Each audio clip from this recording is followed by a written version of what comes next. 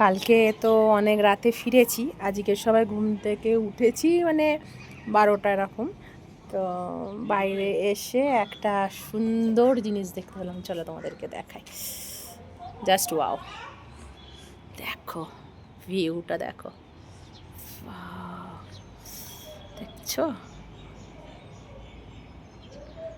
আর একটা আছে, আর একটা জায়গায়, এই দেখো এখানটায় আছে।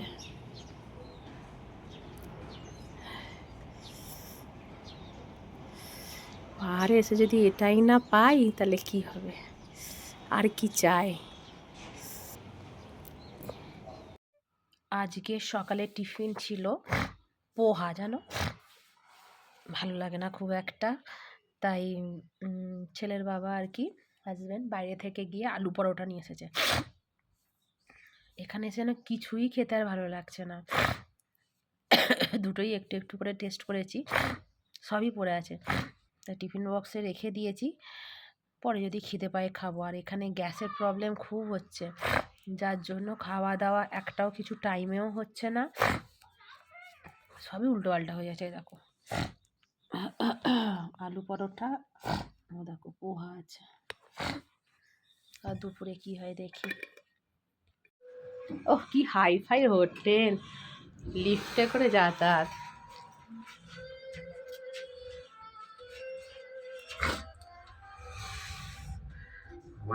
এক ঢোল এক কাশি। ও জামা জামা এনেছে বস্তা বোঝাই করে, তবু উনি পরবেন না।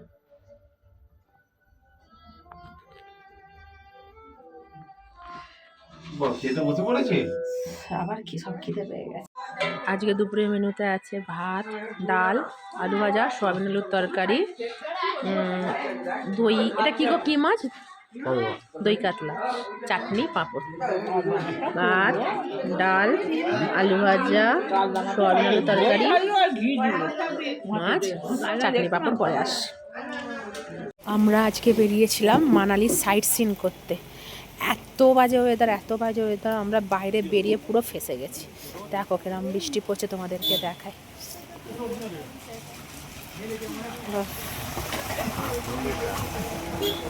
তো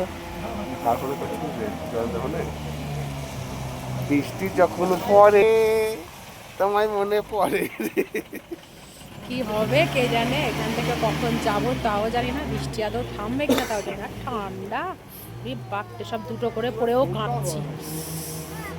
আজকে সন্ধে টিফিনে আছে দুটো করে ডিমের টেবিল আর দুধ চা, ডিমের টেবিল।